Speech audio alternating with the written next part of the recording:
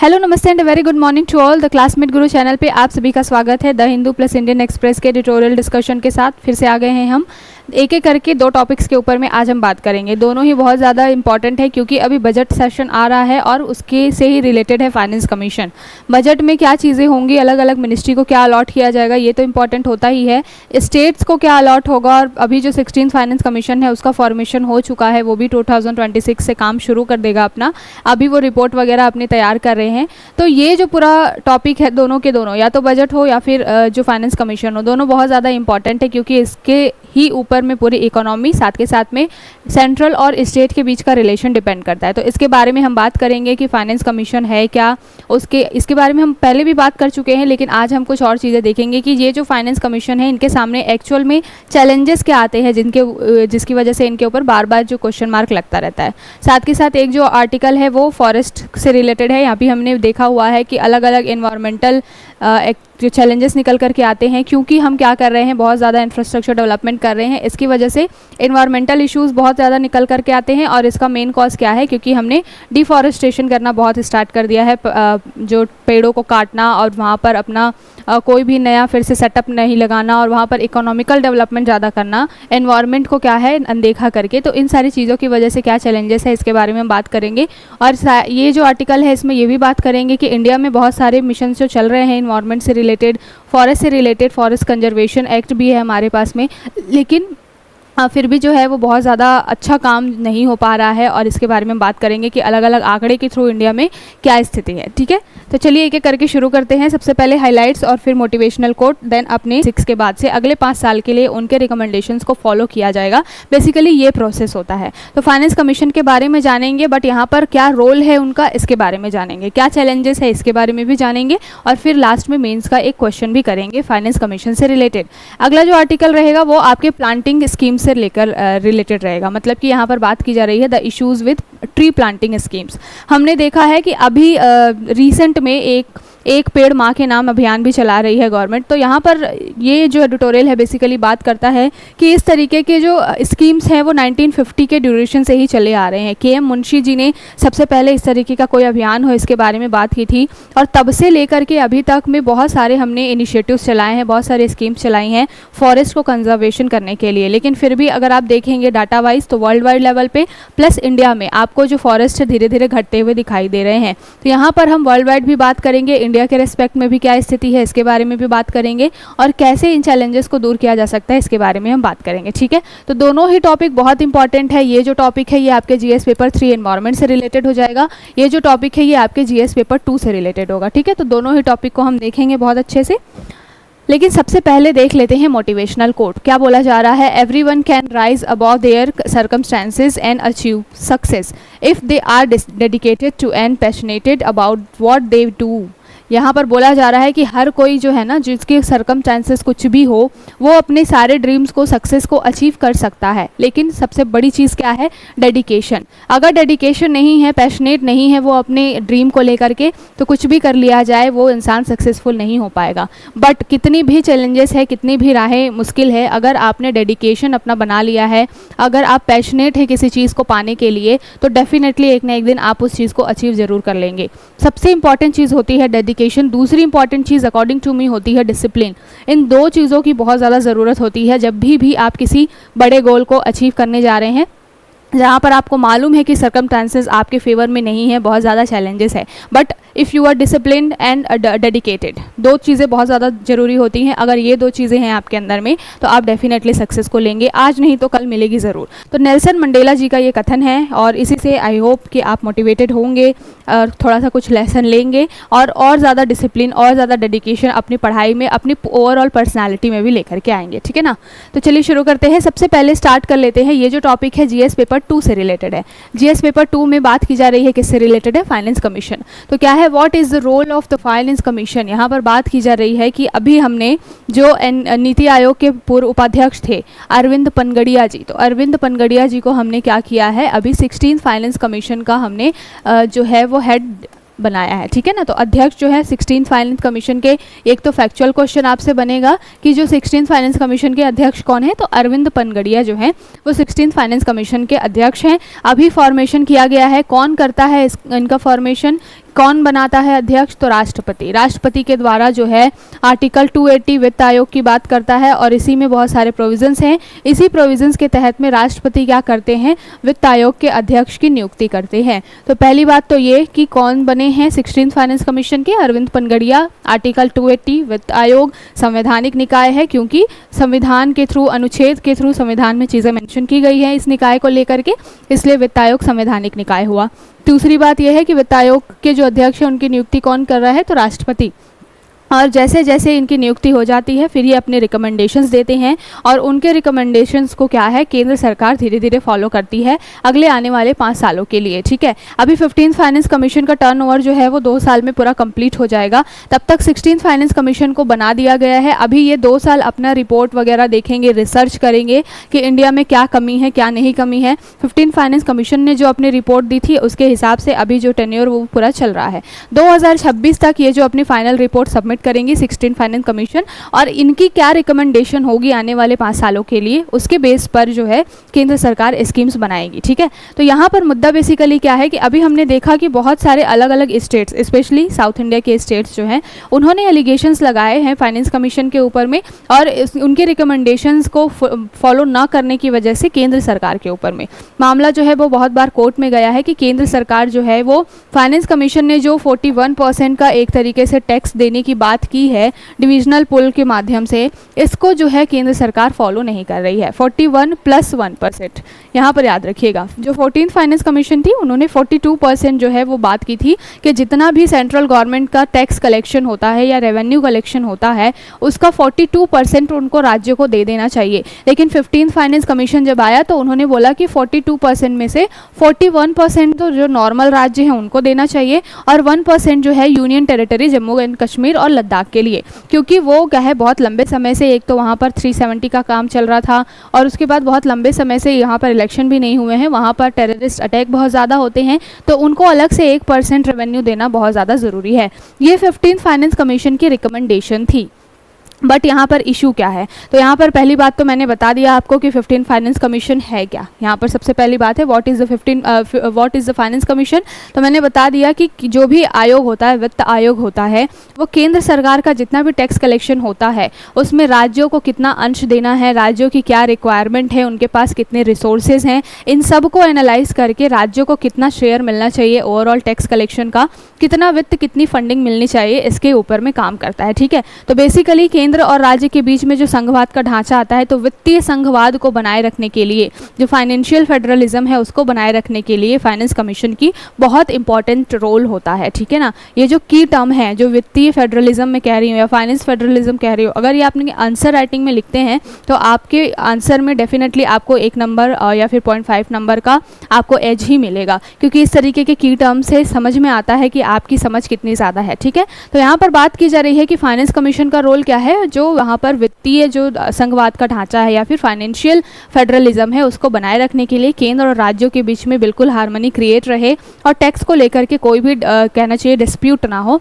इसके लिए ये काम करता है। अब बेसिकली अब यहाँ पर मुद्दा क्या निकल के आया है, ये आर्टिकल क्या निकल करके आया है, यहाँ पर बात की जा रही है कि जो हमारी 15th फाइनेंस कमीशन थी जिसके अध्यक्ष कौन थे, NK सिंह जो थे 15th फाइनेंस कमीशन के अध्यक्ष थे, और NK सिंह जी ने रिकमेंड किया था कि कितना परसेंट, 41% जो है वो स्टेट्स को मिलना चाहिए। सेंट्रल गवर्नमेंट का जितना भी टैक्स कलेक्शन है थ्रू जीएसटी और बाकी सारी चीज़ों को लेकर के जो कस्टम ड्यूटी वगैरह लगती है उसको ले करके जितना भी टैक्स कलेक्शन ओवरऑल होता है उसको क्या करना चाहिए, केंद्र सरकार को राज्यों के बीच में बांट देना चाहिए और जितना भी टैक्स कलेक्शन है उसका 41% एटलीस्ट जो नॉर्मल राज्य है उनको देना चाहिए। लेकिन यहाँ पर मुद्दा ये है कि कई सारे रिपोर्ट्स ऐसे निकल करके आई हैं और कई सारे स्टेट्स ने ये एलिगेशन लगाए हैं कि अभी जो सेंट्रल गवर्नमेंट के द्वारा फंडिंग दी जाती है वो फाइनेंस कमीशन की रिकमेंडेशन का केवल और केवल 38% है। ठीक है ना, तो यहाँ पर फाइनेंस कमीशन जो है 15th फाइनेंस कमीशन उन्होंने रिकमेंड किया था 41% का, लेकिन अभी राज्यों को केवल और केवल मैक्सिमम 38% ही सेंट्रल गवर्नमेंट दे पा रही है।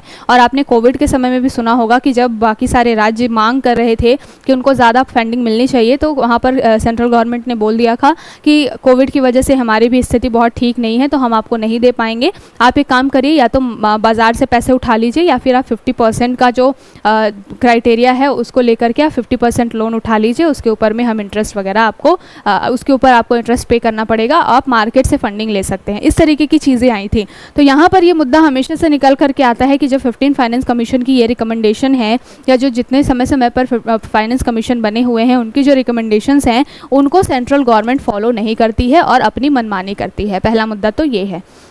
दूसरा मुद्दा ये है कि जब ये चीज़ें डिक्लाइन होती है ना, तो ये ही 38% चला जाता है 28% पे। तो मतलब अगर कहा जाए कि 28 to 38% का ही क्या है रेवेन्यू कलेक्शन जो होता है उसका इतना परसेंट ही बाकी सारे राज्यों को मिल पा रहा है। जितना फाइनेंस कमीशन जो रिकमेंड करती है उतना भी जो राज्यों को नहीं मिल पा रहा है। और इशू क्यों ज़्यादा निकल करके आता है, क्योंकि अगर आप बात करेंगे हेल्थ एजुकेशन जैसे जो बिल्कुल कोर बहुत ही ज़्यादा रिक्वायरमेंट की चीज़ें हैं, आपकी हेल्थ बहुत ज़्यादा इंपॉर्टेंट चीज़ है, एक तो बहुत इंपॉर्टेंट सेक्टर है, एजुकेशन बहुत ज़्यादा इंपॉर्टेंट सेक्टर है, और इन सब का दायित्व जो है सबसे बड़ी रिस्पॉन्सिबिलिटी स्टेट गवर्नमेंट के ऊपर में होती है। स्टेट गवर्नमेंट के अंदर ही होता है कि वो एजुकेशन को क्या करे, इंश्योर करे अपने एरिया में हेल्थ बेनिफिट्स जो है वो ज़्यादा से ज़्यादा पहुँचा पाएँ। तो इसके लिए क्या है कि स्टेट गवर्नमेंट जो है उनके ऊपर में बर्डन ज़्यादा है। इसी के बीच में अगर कोई मान लीजिए डिजास्टर आ गया, यानी कि जो आपने देखा होगा कि जब बारिश का सीज़न आता है बहुत ज़्यादा बारिश हो जाती है तो बाढ़ जैसी स्थिति हो जाती है।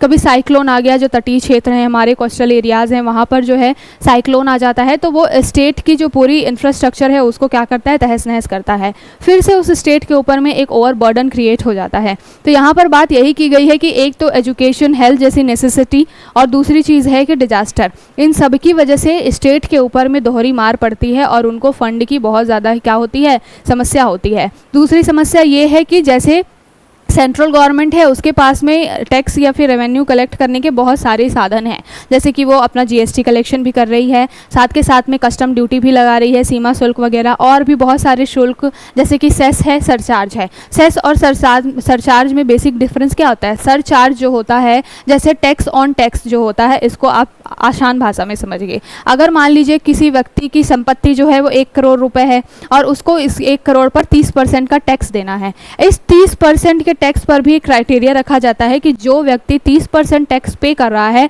उसको इस 30% का भी 10% एक्स्ट्रा टैक्स पे करना पड़ेगा, क्योंकि उसकी संपत्ति इतनी है। इट मीन्स कि अब टोटल टैक्स कितना हो गया, 30 का 10% यहाँ पर 30% का, और 10% यहाँ पर 3%, यानी कि ओवरऑल 33% जो है वो क्या हो रहा है, टैक्स कलेक्शन हो रहा है गवर्नमेंट को। लेकिन यहाँ पर ये जो 30% होता है ना, यही टैक्स कलेक्शन में गवर्नमेंट को क्या है, सेंट्रल गवर्नमेंट को जो है स्टेट गवर्नमेंट से शेयर करना है। ये जो 3% एक्स्ट्रा सेस और सरचार्ज मिलता है ये सेंट्रल गवर्नमेंट के पास में रहता है, इसको वो शेयर नहीं करता है। तो यहाँ पर दूसरा मुद्दा ये भी आता है कि जो स्टेट गवर्नमेंट है, जो राज्य है, उनके पास वित्त कलेक्ट करने के लिए साधन जो हैं वो कम है। रेवेन्यू कलेक्शन के लिए जो साधन है वो कम है, क्योंकि उनको जीएसटी से अलग हटके जो दो चीज़ें हैं, एक तो फ्यूल, दूसरा है लीकर, जो शराब वगैरह होती है, और जो फ्यूल होता है, ईंधन होता है, पेट्रोल डीजल, इसी के ऊपर में ही जो टैक्स लगता है वही केवल स्टेट्स को मिल पाता है। बाकी जितना जीएसटी कलेक्शन होता है वो सेंटर के पास चला जाता है, फिर उसमें से सेंटर जो है क्या करती है, डिस्ट्रीब्यूट करती है अलग अलग स्टेट्स को।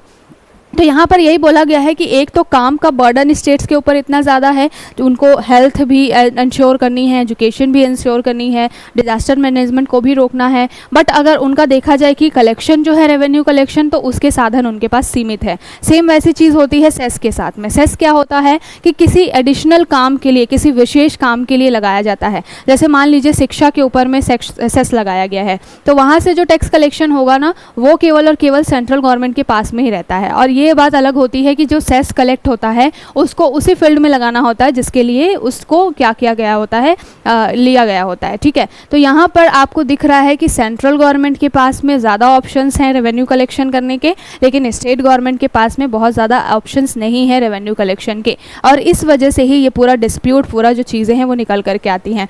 दूसरी बात ये बोली गई है कि जो 15 फाइनेंस कमीशन है या जितनी भी फाइनेंस कमीशन आती हैं वो डिविजनल पुल की बात करती हैं कि डिविजनल पुल पे जो है ये 41% का क्या होना चाहिए, शेयरिंग होनी चाहिए। दो तरीके की पुल एक चीज़ें होती है। डिविजनल पुल के अंतर्गत एक वर्टिकल डिस्ट्रीब्यूशन होता है, दूसरा हॉरिजॉन्टल डिस्ट्रीब्यूशन होता है। वर्टिकल डिस्ट्रीब्यूशन कहने का क्या मतलब है कि टोटल कलेक्शन हुआ सेंट्रल गवर्नमेंट का, और उसको क्या किया, सेंट्रल गवर्नमेंट ने उसका 41% सभी राज्यों को बांट दिया। ठीक है, वर्टिकल ये डिस्ट्रीब्यूशन हो गया। बट हॉरिजॉन्टल डिस्ट्रीब्यूशन क्या हुआ कि हॉरिजॉन्टल डिस्ट्रीब्यूशन कहने का मतलब है कि 15 फाइनेंस कमीशन पर्टिकुलर हर स्टेट के कितने रिसोर्सेज हैं, उनके ऊपर कितना बर्डन है, वो उनकी फाइनेंशियल कंडीशन कैसी है, इसको भी एग्जामिन करती है और फिर उसके हिसाब से फंडिंग जो है वो अलॉट करती है। इसीलिए बोला जाता है कि जब वर्टिकल डिस्ट्रीब्यूशन होता है तब तो कोई इशू नहीं है, लेकिन जब हॉरिजॉन्टल डिस्ट्रीब्यूशन होता है तो हमेशा ये चीज़ें देखने को मिलती हैं कि जिन राज्यों ने ज़्यादा कंट्रीब्यूट किया इकोनॉमी के अंदर में,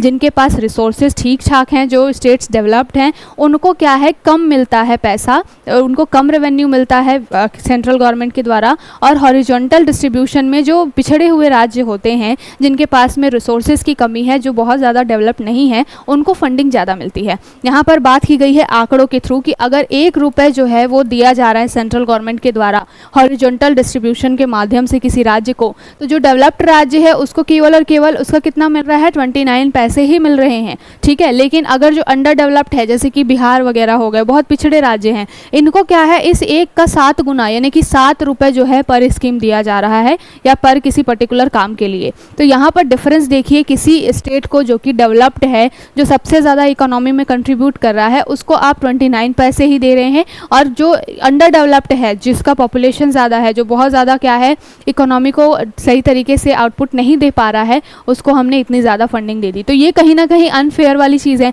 अब इससे क्या होगा, जो भी डेवलप्ड कंट्री जो स्टेट्स हैं वो तो डिमोटिवेट होंगे, फिर वो सोचेंगे कि हम क्यों इतना डेवलपमेंट कर रहे हैं जब हमें चीज़ें कम मिलने वाली हैं, तो हमें कोई एक तरीके से इंसेंटिव नहीं मिल रहा, हमें कोई अप्रिशिएशन नहीं मिल रहा है, तो हम इसको क्यों और ज़्यादा प्रमोट करें। तो यहाँ पर ये जो चैलेंजेस, ये जो गैप है, ये जो चैलेंजेस है वो आने वाले जो 16th फाइनेंस कमीशन होगी उसके सामने भी रहने वाले हैं।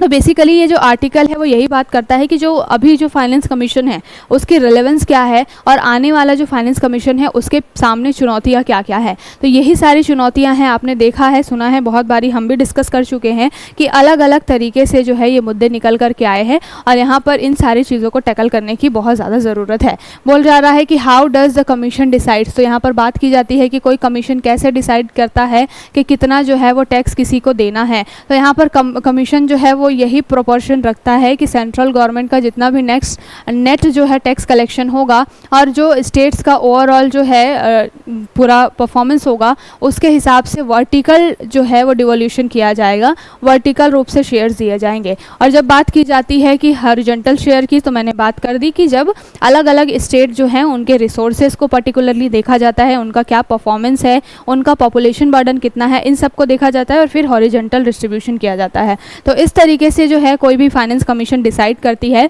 कि फंडिंग को किस तरीके से देना है। ठीक है, और यहाँ पर बात की जा रही है why is there friction between the centre and state. तो मैंने सारे कारण बता दिए कि फ्रिक्शन कहाँ पर हो रहा है, डिस्प्यूट जो है वो सेंट्रल गवर्नमेंट और स्टेट गवर्नमेंट के बीच में कहाँ पर हो रहा है।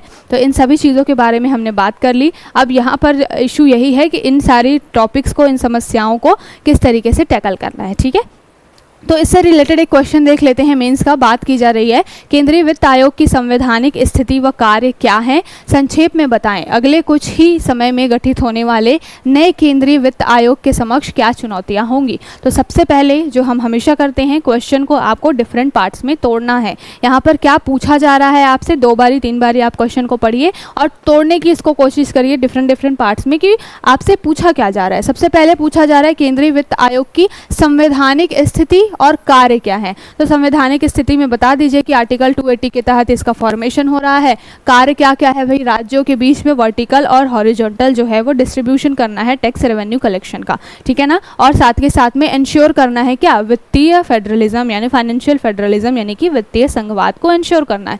ये इनके काम हो गए। इंट्रो बहुत ही सही से 3-4 लाइन में आपका कंप्लीट हो जाएगा।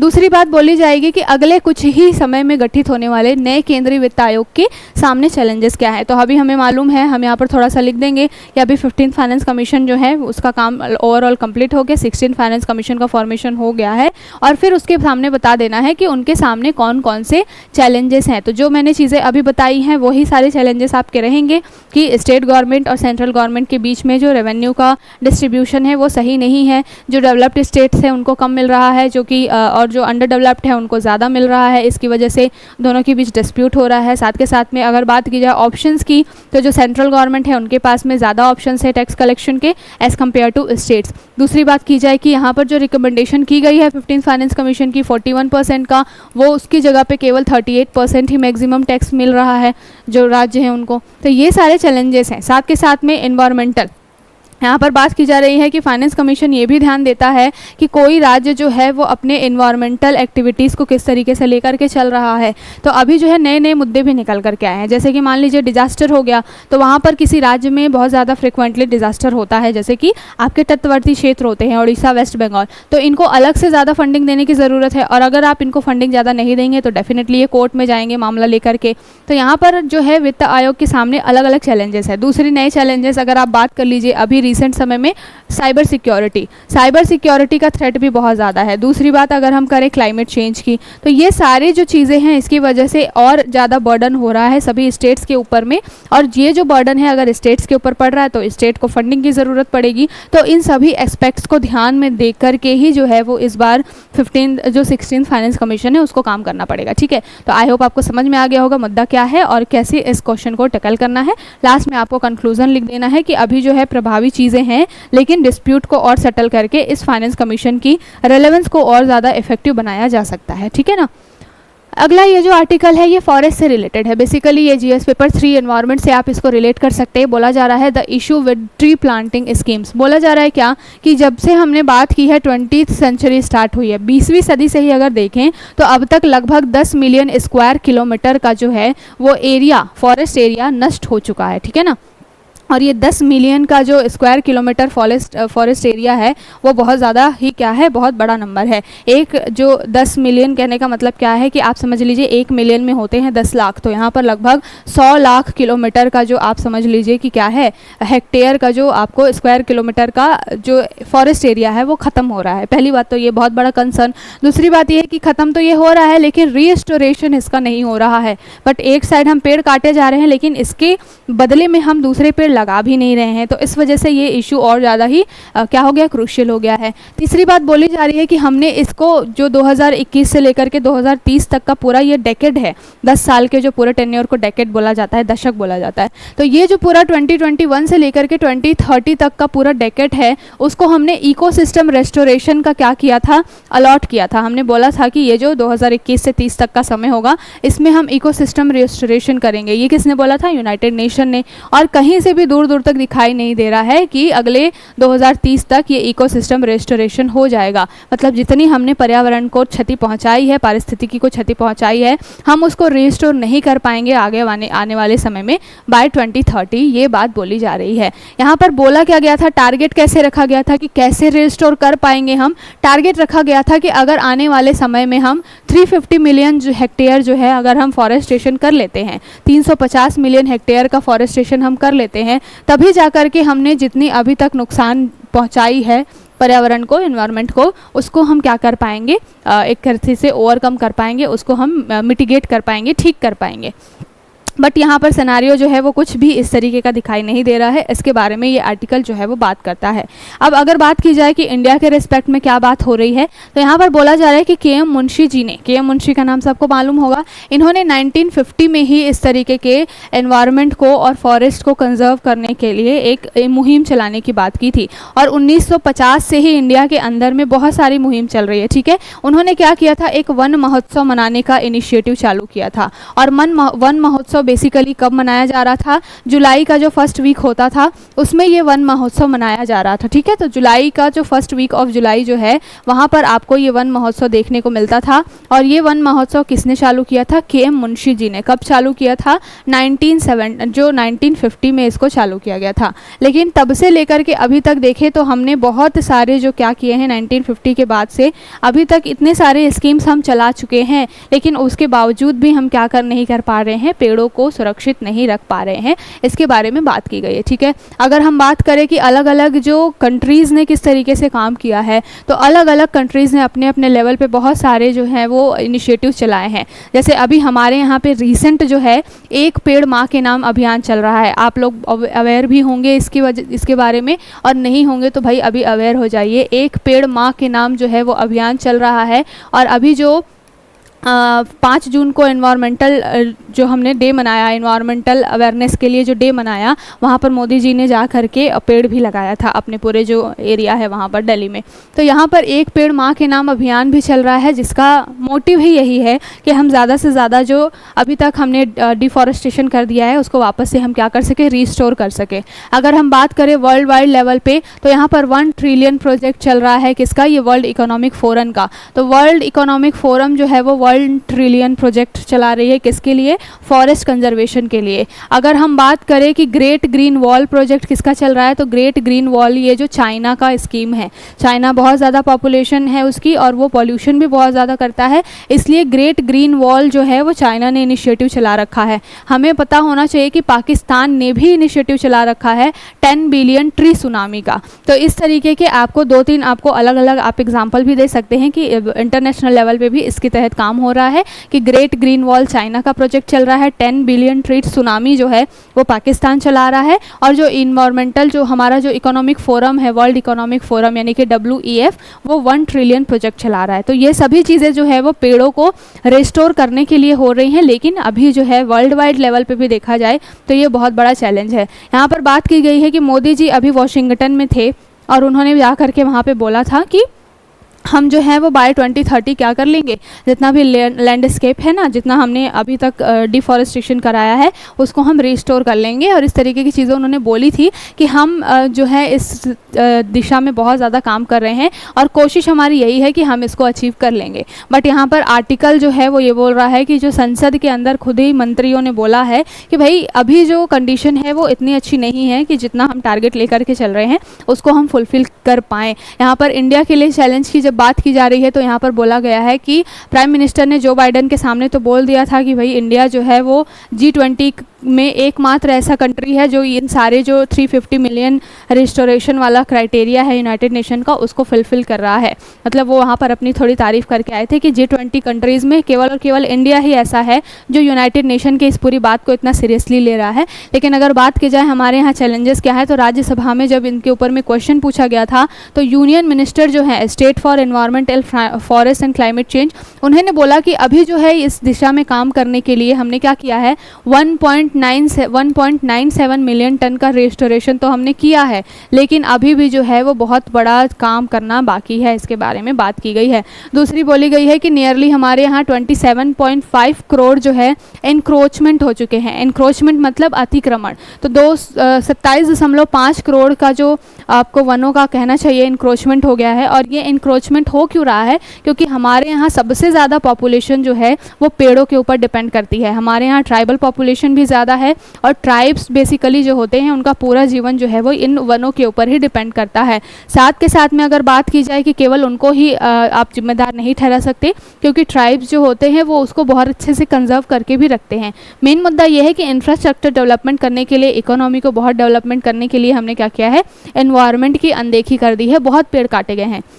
अभी रिसेंटली दिल्ली का जो पूरा मामला है वो अभी कोर्ट में भी है कि वहाँ पर कुछ 15,000 के अराउंड जो पेड़ को गिरा दिया गया था, सिर्फ और सिर्फ क्या है, एक हाईवे बनाने के लिए या फिर कुछ पुल वगैरह बनाने के लिए। तो यहाँ पर हम इकोनॉमी को बहुत ज़्यादा ध्यान दे रहे हैं, एनवायरनमेंट को नेग्लेक्ट कर रहे हैं, इसलिए इंडिया के अंदर भी ये चैलेंजेस बहुत ज़्यादा हैं। यहाँ पर बात की गई है कि इंडिया इनिशिएटिव चला रहा है और इस इनिशिएटिव के थ्रू टारगेट यही रखा गया है कि हम 26 मिलियन हेक्टेयर जो है वो फॉरेस्ट लगा लेंगे 2030 तक। तो ये जो इनिशिएटिव है चल तो रहे हैं, लेकिन स्पेशली ये जो एक पेड़ माँ के नाम इस तरीके की स्कीम, पेड़ों का आपको क्या करना है, संख्या उसकी आपने देखा होगा कि आपको अलग अलग जब आप जाते हैं किसी एरिया में बहुत ज़्यादा, तो वहाँ पर आपको दिखाई देगा जहाँ पर ग्रीनरी बहुत है तो आप हर पेड़ पे आपको कुछ ना कुछ नंबर लगे हुए दिखाई देंगे। तो पेड़ों की काउंटिंग का भी जो है वो स्कीम चल रहा है। अगर हम बात करें ISFR की रिपोर्ट जो कि वन स्थितियों के बारे में बात करती है, तो हमारे यहाँ चैलेंज ये है कि हमारे यहाँ जितना भी टोटल हमारा जोग्राफिकल एरिया है उसका केवल और केवल 26% पे ही आपको फॉरेस्ट दिखाई देंगे, है ना। और जो कि वर्ल्ड वाइड लेवल पे यहाँ पर क्राइटेरिया 33% का रखा गया है कि आपकी जितनी भी भूमि है पूरे क्षेत्र की, पूरे देश की, उसका एटलीस्ट 33% पर आपके पास में जो फॉरेस्ट है, वन है, वो लगे होने चाहिए। लेकिन अभी जो क्राइटेरिया से हम बहुत पीछे चल रहे हैं, 24.6%। साथ के साथ में कौन से स्टेट्स है जो सबसे अच्छा परफॉर्म कर रहे हैं, तो सबसे ज़्यादा आपको मध्य प्रदेश में फॉरेस्ट सबसे ज़्यादा दिखेगा। लेकिन अगर बात की जाए क्षेत्रफल के हिसाब से कि किसी राज्य का क्षेत्रफल में सबसे ज़्यादा कहाँ पर वन लगे हुए हैं, तो वहाँ पर आपका मिज़ोरम, अरुणाचल प्रदेश ऐसे जो स्टेट्स हैं आ जाएंगे कि अगर उनका पूरा 100% का क्षेत्रफल है, पूरा जो एरिया है, तो उसके 80 to 86% पे आपको फॉरेस्ट दिखाई देगा। तो इस तरीके से जो है इंडिया में स्थिति अभी जो है बहुत अच्छी नहीं है, इसके बारे में बात की गई है। और ये 33% का क्राइटेरिया से अभी तो हम बहुत पीछे चल रहे हैं। तो इंडिया के अंदर भी बहुत सारे चैलेंजेस हैं जिसको ठीक करने की ज़रूरत है, और काम भी हो रहा है इस तरीके की स्कीम्स के लेकर के, लेकिन अभी भी बहुत सारी संभावनाएं हैं। तो ये था आज का पूरा सेशन। आई होप आपको सेशन अच्छा लगा होगा। दोनों ही टॉपिक्स बहुत इंपॉर्टेंट थे और इसको बहुत अच्छे से हमने डिस्कस करने की कोशिश की है। कल फिर मिलेंगे नए टॉपिक्स के साथ में। तब तक के लिए अपना ध्यान रखिए। शुक्रिया, bye bye and take care.